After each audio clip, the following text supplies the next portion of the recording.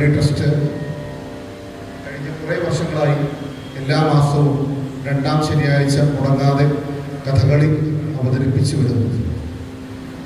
പക്ഷേ ഇപ്രാവശ്യം കുറച്ച് വ്യത്യസ്തമായി ഒരു ചെറിയൊരു പരീക്ഷണത്തിന് തന്നെ ഒരുങ്ങുകയാണ്. ഭാവസംഗീതമാണ് കഥകളി സംഗീതം. ഓരോ കഥാപാത്രത്തിൻ്റെയും വിചാരങ്ങളെ മനസ്സിലാക്കി തരുന്ന രീതിയിലാണ് ഓരോ പദങ്ങളും ചിട്ടപ്പെടുത്തിയിട്ടുള്ളത്. അതേപോലെ തന്നെയാണല്ലോ സിനിമാ സംഗീതവും. സിനിമയിലും ഒരു സിറ്റുവേഷനനുസരിച്ചിട്ടാണ് ആ രാഗം തിരഞ്ഞെടുക്കുന്നത്. പക്ഷേ ചില സമയത്ത് ഒരേ രാഗത്തിൽ തന്നെ പല ഭാവങ്ങൾ വരാറുണ്ട്. അത് കഥകളി സംഗീതവും സിനിമാ സംഗീതവും തമ്മിൽ താരതമ്യം ചെയ്തു കഴിഞ്ഞാൽ മനസ്സിലാവുകയും ചെയ്യും. അത്തരം ഒരു താരതമ്യ പഠനത്തിനാണ് നമ്മൾ ഈ വേദി ഒരുങ്ങുന്നത്. കുറച്ച് സമയം നമുക്ക് കുറച്ച് നല്ല പാട്ടുകളും കുറച്ച് നല്ല പദങ്ങളും കുറച്ച് വർത്തമാനങ്ങളും ഒക്കെയായി കുറച്ച് സമയം ചെലവിടാം എന്നാണ് ഉദ്ദേശിക്കുന്നത്. കുറച്ച് രാഗങ്ങൾ നമ്മൾ തിരഞ്ഞെടുത്ത് വെച്ചിട്ടുണ്ട്. ഈ രാഗങ്ങളെ കുറിച്ച് നിങ്ങൾക്കൊരു വിവരണം കിട്ടുക, താളങ്ങളുടെ വ്യത്യാസം നിങ്ങൾക്ക് മനസ്സിലാക്കി തരിക, ഒപ്പം വളരെയധികം ആസ്വാദികരമായിട്ടുള്ള രീതിയിലുള്ള നിങ്ങളേവർക്കും ഇഷ്ടപ്പെടുന്ന, നിങ്ങളേവരും കേട്ട് മടുക്കാത്ത കുറച്ച് ഗാനങ്ങൾ നമ്മുടെ മലയാള സംഗീതത്തിലും കുറേയൊക്കെ തമിഴ് സംഗീതത്തിലും ഉണ്ട്. സിനിമാ ഗാനങ്ങൾ നോക്കിക്കഴിഞ്ഞാൽ അത്തരം കുറച്ച് പാട്ടുകളിലൂടെ നിങ്ങളെ കൊണ്ടുപോകാം. കഥകളി പദം പിന്നെ ഇവിടെയുള്ള ഒട്ടുമിക്കവരും കഥകളി പദം ആസ്വദിക്കുന്നവരാണ് നേരത്തെ തന്നെ. അപ്പോൾ കുറച്ച് നല്ല പദങ്ങളും കേൾക്കുക എന്നുള്ളതും ഈ ഒരു വേദിയിൽ നിങ്ങൾക്ക് അനുഭവിക്കാൻ സാധിക്കും. ഒരു പരീക്ഷണാടിസ്ഥാനത്തിൽ തന്നെയാണ് ഇത്തരം ഒരു പരിപാടി ഒരുക്കിയിരിക്കുന്നത്. അതുകൊണ്ട് അതിൻ്റേതായിട്ടുള്ള ചെറിയ രീതിയിലുള്ള പോരായ്മകളൊക്കെ ഒരു പക്ഷേ വന്നേക്കാം. അത് ആദ്യമേ തന്നെ നിങ്ങളോട് എല്ലാവരോടും ഞങ്ങളൊരു മുൻകൂർ ജാമ്യം എടുക്കുകയാണ്. കാരണം ഇത് രണ്ട് ശാഖകളാണ്, രണ്ട് വഴികളാണ്, രണ്ട് താളങ്ങളാണ്. അതുകൊണ്ട് തന്നെ ഇത് ഒരുമിച്ച് ഒരു വേദിയിൽ കൊണ്ടുവരിക എന്ന് പറഞ്ഞു കഴിഞ്ഞാൽ വളരെ ശ്രമകരമായിട്ടുള്ള ദൗത്യം തന്നെയാണ്.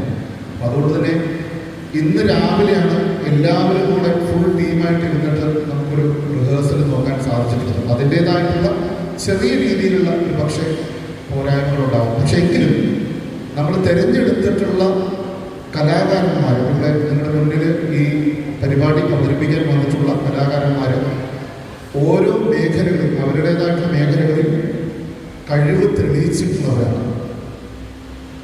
അക്കാര്യത്തിൽ യാതൊരു സംശയവുമില്ല. പ്രഗത്ഭരായിട്ടുള്ള കലാകാരന്മാരാണ് ഇപ്പോൾ നിങ്ങളുടെ മുന്നിൽ ഇരിക്കുന്നത്. അവർ നയിക്കുന്ന പരിപാടിയാണ് നിങ്ങൾ കേൾക്കാനും പോകുന്നത്. ഇതിൻ്റെ സിനിമാ സംഗീതത്തിൻ്റെ ആ ഒരു ശാഖ കൈകാര്യം ചെയ്തത് പാലക്കാട് മിയാമൽഹ എന്ന് പറയുന്ന ഒരു സംഗീത കുടുംബമാണ്. കഥകളി മൊത്തം ഈ പരിപാടിയുടെ മൊത്തം ചുമതല അല്ലെങ്കിൽ ഇത് നയിക്കുന്നത് നമുക്ക് ഏവർക്കും പ്രിയപ്പെട്ട കഥകളിയിൽ ഏറ്റവും വേഗത്തിൽ വളർന്നു വരുന്ന ഏറ്റവും മികച്ച ഒരു കലാകാരനായി മാറിക്കൊണ്ടിരിക്കുന്ന ശ്രീ നെടുമ്പള്ളി രാമമോഹനാണ്. അദ്ദേഹത്തിൻ്റെ നേതൃത്വത്തിലാണ് ഈ പരിപാടി അവതരിപ്പിക്കപ്പെടുന്നത്. നമുക്ക് പോകെ ഓരോരുത്തരെയും നമുക്ക് പരിചയപ്പെടാം. ഇപ്പം നമ്മൾ എല്ലാവരുടെയും പേരുകൾ ഇപ്പോൾ പറയുന്നില്ല. പക്ഷേ നമ്മൾ പോകുന്നതോറും നമ്മൾ ഓരോരുത്തരെയും നമുക്ക് പരിചയപ്പെടാം. അതിനുള്ള അവസരങ്ങളുണ്ട്. കുറേ കാര്യങ്ങൾ രാമേട്ടന് നിങ്ങൾക്ക് പറഞ്ഞു തരും. അപ്പോൾ എല്ലാവരെയും ഈ ഒരു പരിപാടിയിലേക്ക് ഇനി അങ്ങോട്ടുള്ളൊരു 3 മണിക്കൂറുള്ള ഈ ഒരു സംഗീത സായനത്തിലേക്ക് എല്ലാവരെയും വളരെ ഹൃദയപൂർവ്വം ക്ഷണിച്ചുകൊണ്ട് നമുക്ക് പരിപാടി ആസ്വദിക്കാം.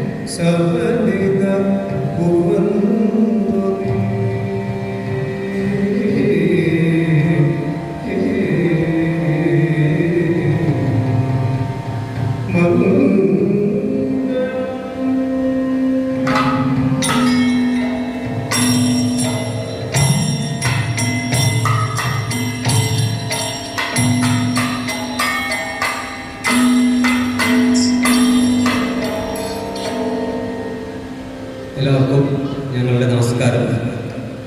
ഈ സംഗീത സമന്വയത്തിലേക്ക്, സംഗീത സായാഹ്നത്തിലേക്ക് എല്ലാവർക്കും സ്വാഗതം.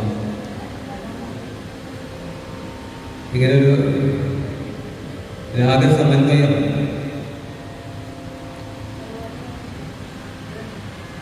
അധികം പരിചയമില്ലാത്തതാണെങ്കിലും ഇവിടെ സദസ്സിൽ ഉള്ളവർ മിക്കവാറും എല്ലാവരും ഞങ്ങൾക്ക് പരിചിതരാണ്, ഞങ്ങളെ നിങ്ങൾക്ക് പരിചയമുള്ളവരാണ്.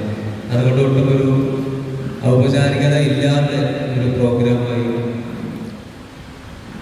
ഈ പരിപാടിയെ കണ്ടാൽ മതി. കഥകളിയിലെ ചില പദങ്ങൾ, അതിൻ്റെ ചില രാഗങ്ങൾ, അതിന് സമാനമായി മറ്റു സംഗീത ശാഖകളിലെ ചില രാഗങ്ങളെയും നമുക്കൊന്ന്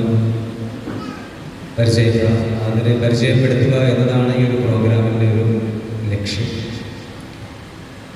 രഞ്ജയതി ഇത് രാഗം, നമ്മളെ രഞ്ജിപ്പിക്കുന്ന കുറേ സ്വര സമൂഹങ്ങൾ, അതിനെ നമ്മൾ രാഗങ്ങൾ എന്ന് വിളിക്കുന്നു. കല്യാണി, തോടി, വസന്ത, വാസന്തി, ഹംസാനന്ദി, സിദ്ധുഭൈരവി, മോഹനം, നമ്മളങ്ങനെ ഓരോ സ്വരക്കൂട്ടങ്ങൾക്കും ഓരോ പേര് നൽകുന്നു. ഈ പേരുകൾ പല ദേശങ്ങളിൽ, പല ഭാഷകളിൽ, പല പേരുകളിലാവും അറിയപ്പെടുന്നത്. ചില സ്വരക്കൂട്ടങ്ങൾക്ക് നമ്മൾ കൃത്യമായി പേര് നൽകിയിട്ടുണ്ടാവില്ല, എന്നാലും അവയും നമ്മളെ രഞ്ജിപ്പിക്കുന്നു. ഇപ്പോൾ പാടിയ കേദാരഗൗള രാഗം, ഇത് കഥകളിയിൽ ചില യുദ്ധപദങ്ങൾക്ക്, വീരത്തിന്, രൗദ്രത്തിനൊക്കെ ഉപയോഗിച്ചതായി കാണും. ഒരേ രാഗം കൊണ്ട് തന്നെ പല ഭാവങ്ങൾ, രാഗം മാത്രമല്ല അതിനോടൊപ്പം വരുന്ന താളങ്ങളും ഈ പല ഭാവങ്ങളെ സൃഷ്ടിക്കാൻ, ഓരോ കഥാപാത്രത്തിനും അനുയോജ്യമായ ഭാവങ്ങൾ ഉണ്ടാക്കാൻ നമ്മെ സഹായിക്കുന്നു. ഇത് തന്നെയാണ് സിനിമയിൽ ആ സന്ദർഭത്തിന്, ആ സീനിന് അനുയോജ്യമായ സ്വരക്കൂട്ടങ്ങൾ നൽകുന്നു, പല കളറുകൾ നൽകുന്നു, പല നിറങ്ങൾ. കഥകളിയുടെ ചരിത്രം നോക്കുമ്പോൾ നമുക്ക് പല കൗതുകകരമായ പല സവിശേഷതകളും കാണാം. രാഗങ്ങളെ പല കാലങ്ങളിൽ പല വിധത്തിൽ വിഭജിച്ചിട്ടുണ്ട്. പുരുഷ രാഗങ്ങൾ, സ്ത്രീ രാഗങ്ങൾ, നപുംസക രാഗങ്ങൾ, അങ്ങനെ ഒരു വിഭാഗം. ഒരു കാലത്ത് ചില രാഗങ്ങൾ, പുരുഷ രാഗങ്ങൾ പാടിയാൽ അതിന് കറസ്പോണ്ടിങ് ആയി സ്ത്രീ രാഗങ്ങളും പാടണം, ഫീമെയിൽ രാഗാസ്. അതുപോലെ ചില രാഗങ്ങൾക്ക് ചക്രവർത്തി, രാജാവിൻ്റെ പദവി, മറ്റു ചില രാഗങ്ങൾക്ക് അനുചരന്മാരുടെ, ഭൃത്യന്മാരുടെ പദവി. ഇങ്ങനെ പല ക്ലാസിഫിക്കേഷൻസ് നമുക്ക് കാണാം. സംഗീത ഗ്രന്ഥങ്ങളിൽ ഓരോ സ്വരത്തിനും ചില നിറങ്ങൾ കൂടി നൽകിയിട്ടുണ്ട്. ചില നിറങ്ങൾ നമ്മുടെ കണ്ണിനെ പെട്ടെന്ന് ആകർഷിക്കും. അതുപോലെ ചില രാഗങ്ങളും നമ്മുടെ കണ്ണിനെ പെട്ടെന്ന്, അല്ലെങ്കിൽ നമ്മുടെ മനസ്സിനെ പെട്ടെന്ന് ആകർഷിക്കും, ഹൃദയത്തെ, ചെവിയെ പെട്ടെന്ന് ആകർഷിക്കും. അങ്ങനെയുള്ള ചില രാഗങ്ങൾ ആണ് പതിവായി കർണാടക സംഗീതത്തിലേക്ക് കച്ചേരികൾ തുടങ്ങാറുള്ളത്. ഹംസധ്വനി, നാട്ട പോലെയുള്ള പെട്ടെന്ന് നമ്മുടെ മനസ്സിലേക്ക് സ്ട്രൈക്ക് ചെയ്യുന്ന കുറേ രാഗങ്ങളുണ്ട്. സരിഗമ പധനി എന്ന 7 സ്വരങ്ങൾ അതിൻ്റെ സ്വരസ്ഥാനങ്ങളായി വിഭജിച്ച് 12 സ്വരസ്ഥാനങ്ങൾ, പിന്നീട് 22 ശ്രുതികൾ, കോടാനുകോടി ശ്രുതികൾ എന്നൊക്കെ പറയുന്നുണ്ട്.